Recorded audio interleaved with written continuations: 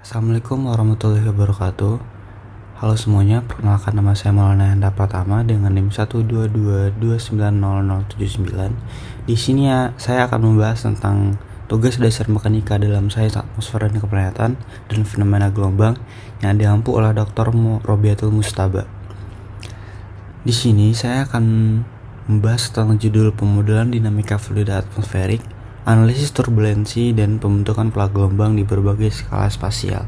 Sebelum masuk ke pembahasan, saya akan menyampaikan apa aja sih inti-inti yang ada di presentasi kali ini, yaitu ada konsep dasar pemodelan dinamika fluida atmosferik, analisis turbulensi dalam pemodelan dinamika fluida atmosferik, pembentukan pola gelombang di skala spasial kecil maupun skala spasial besar. Konsep dasar pemodelan dinamika fluida atmosferik. Pemodelan dinamika fluida atmosferik tentang analisis turbulensi dan pembentukan pola gelombang di berbagai skala spasial adalah sebuah kajian yang bertujuan untuk memahami fenomena alam yang terjadi di atmosfer bumi. Penelitian ini mencakup analisis mengenai turbulensi dan pembentukan gelombang, baik pada skala spasial kecil maupun skala spasial besar. Terdapat 3 konsep utama dalam pemodelan dinamika fluida atmosferik ini, yaitu ada prinsip Bernoulli, persamaan Euler, dan persamaan Navier-Stokes. Prinsip Bernoulli sendiri adalah salah satu konsep dasar dalam pemodelan dinamika fluida atmosferik, yaitu prinsip ini menyatakan bahwa pada aliran fluida yang tak terpengaruh oleh kekuatan luar seperti gaya gravitasi, terdapat hubungan antara tekanan, kecepatan, dan ketinggian fluida. Prinsip Bernoulli yang menyatakan bahwa ketika kecepatan fluida meningkat, tekanannya statis akan berkurang, dan sebaliknya. Prinsip Bernoulli menjadi dasar bagi pengembangan lebih lanjut dalam pemodelan dinamika fluida atmosferik. Persamaan umum persamaan Bernoulli adalah P ditambah setengah rho V kuadrat ditambah rho GH sama dengan konstan, di mana P adalah tekanan, rho adalah massa jenis fluida, V adalah kecepatan fluida, G adalah percepatan gravitasi, dan H adalah ketinggian fluida di atas suatu titik referensi. Selanjutnya adalah persamaan Euler. Persamaan Euler adalah salah satu persamaan fundamental dalam mekanika fluida yang digunakan untuk memodelkan aliran fluida incompressible. Dalam persamaan Euler, perubahan kecepatan dan tekanan fluida dipengaruhi oleh medan gaya yang bekerja pada fluida, seperti gaya gravitasi atau gaya yang dihasilkan oleh medan aliran. Persamaan Euler adalah persamaan diferensial parsial yang dapat digunakan untuk memodelkan aliran fluida dalam berbagai konteks, mulai dari aliran dalam pipa hingga aliran di sekitar objek dalam fluida. Persamaan Euler untuk aliran incompressible dalam 3 dimensi dapat ditulis sebagai berikut, yaitu do V per do T ditambah dalam kurung V dikali nabla tutup kurung V sama dengan 1 per rho nabla P tambah G, di mana V adalah kecepatan vektor kecepatan fluida, T adalah waktu, rho adalah massa jenis fluida, P adalah tekanan, dan G adalah gaya gravitasi. Selanjutnya adalah persamaan Navier-Stokes. Persamaan Navier-Stokes adalah persamaan diferensial parsial yang menjelaskan perilaku aliran fluida dalam ruang 3 dimensi. Persamaan ini mempertimbangkan efek viskositas dalam aliran fluida yang diabaikan dalam persamaan Euler. Persamaan Navier-Stokes menggambarkan hubungan antara percepatan fluida, tekanan, gradien tekanan, viskositas, dan gaya eksternal yang bekerja pada fluida. Persamaan ini merupakan dasar bagi banyak simulasi numerik dalam mekanika fluida dan penting dalam memahami berbagai fenomena aliran fluida, termasuk turbulensi dan pembentukan pola gelombang di atmosfer. Persamaan ini merupakan representasi dari matematis fundamental dari hukum kekekalan momentum dalam fluida dan dapat dituliskan dalam bentuk umum sebagai berikut, yaitu do V per do T ditambah V kali nambla kali V sama dengan 1 per rho nambla P tambah nambla tau tambah F, di mana V sendiri adalah vektor kecepatan fluida, T adalah waktu, rho adalah massa jenis fluida, P adalah tekanan, tau adalah tensor tegangan yang menggambarkan viskositas fluida, dan V adalah vektor gaya eksternal per satuan massa. Selanjutnya adalah pembahasan analisis turbulensi dalam pemodelan dinamika fluida atmosferik. Sebelum kita memasuki pembahasan berikut, kita harus tahu dulu nih apa itu turbulen dan laminar. Aliran laminar adalah aliran yang terjadi saat fluida mengalir dengan pola yang teratur dan terorganisir, dengan lapisan-lapisan fluida yang mengalir sejajar satu sama lain. Kecepatan fluida di titik dalam aliran laminar tetap relatif konstan. Contoh aliran laminar termasuk aliran minyak dalam pipa yang halus. Selanjutnya yaitu aliran turbulen.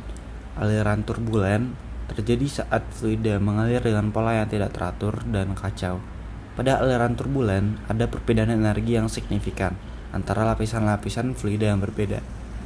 Dan kecepatan fluida di berbagai titik dapat bervariasi secara acak. Contoh aliran turbulen termasuk aliran sungai yang cepat atau aliran udara di sekitar objek yang bergerak. Kita bisa lihat perbedaannya pada gambar simulasi api berikut. Ada aliran api dengan turbulen dan ada aliran api yang bersifat laminar. Turbulensi adalah pergerakan atau aliran fluida yang tidak beraturan, acak, dan tidak terprediksi. Pada dinamika fluida atmosferik, turbulensi terjadi ketika fluida atmosfer bergerak dengan kecepatan yang berbeda-beda dan mengalami perubahan arah secara terus-menerus. Hal ini memunculkan berbagai skala gerakan yang kompleks dan tumpang tindih seperti pusaran, vortex, dan eddies. Turbulensi dapat mempengaruhi berbagai fenomena cuaca dan iklim, serta memainkan peran penting dalam pemodelan dinamika fluida atmosferik. Berikut adalah mengenai skala turbulensi.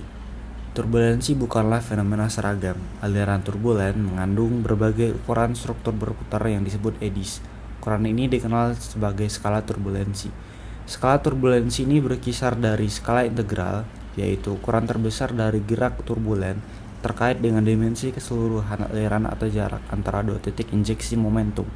Selanjutnya adalah skala Kolmogorov, yaitu ukuran terkecil dari gerakan turbulen dibatasi oleh viskositas fluida. Pada skala ini, energi kinetik turbulen dihamburkan menjadi energi panas melalui viskositas molekuler. Selanjutnya adalah skala linear. Skala inersia turbulen yang mentransfer energi antara berbagai skala. Energi bergerak dari skala integral ke skala Kolmogorov melalui skala inersia ini. Selanjutnya ada model turbulensi. Karena persamaan Navier-Stokes untuk aliran fluida menjadi sangat kompleks untuk aliran turbulen, para ilmuwan menggunakan pendekatan model turbulensi untuk menutup persamaan model tersebut. Model turbulensi memberikan hubungan antara fluktuasi, kecepatan turbulen, dan sifat rata-rata aliran. Beberapa model turbulensi yang digunakan meliputi model peningkatan viskositas atau RANS, Reynolds Average Navier-Stokes, yaitu model ini menggunakan konsep tegangan Reynolds untuk memperhitungkan efek aliran rata-rata. Selanjutnya ada LACE atau Large Eddy Simulation. Adalah model ini secara langsung menyelesaikan persamaan untuk skala turbulen terbesar dan memodelkan efek skala yang lebih kecil. Selanjutnya ada DES atau Detached Eddy Simulation. Model ini hibrid yang menggabungkan pendekatan RANS untuk wilayah aliran dengan skala turbulen terkecil dan LACE untuk wilayah dengan skala turbulen besar. Kita dapat melihatnya pada gambar berikut. Pembahasan selanjutnya yaitu pembentukan pola gelombang di skala spasial kecil. Yang pertama adalah proses pembentukan pola gelombang. Pola gelombang di spasial kecil, misalnya awan, angin, dan vortisitas, membentuk melalui berbagai proses termasuk instabilitas, yaitu gangguan kecil pada aliran atmosfer dapat menyebabkan terbentuknya gelombang. Gangguan ini dapat disebabkan berbagai hal seperti pemanasan udara oleh sinar matahari, pendinginan udara oleh permukaan bumi yang dingin, atau pergerakan massa udara yang berbeda. Selanjutnya ada konveksi, yaitu gerakan udara hangat yang naik dan udara dingin yang turun dapat menyebabkan pola gelombang seperti awan cumulonimbus dan sel konveksi. Konveksi terjadi ketika udara hangat di permukaan bumi dipanaskan oleh sinar matahari dan naik. Udara yang hangat ini kemudian mendingin dan turun kembali ke permukaan bumi, menciptakan aliran siklus yang berkelanjutan. Selanjutnya yaitu gesekan. Gesekan antara permukaan bumi dengan atmosfer dapat menghasilkan gelombang Kelvin-Helmholtz. Gelombang ini sering terlihat di dekat pegunungan dan garis pantai, di mana angin dipaksa untuk mengalir di atas permukaan yang kasar. Yang terakhir adalah adveksi. Adveksi adalah pergerakan massa fluida dari suatu tempat ke tempat lain.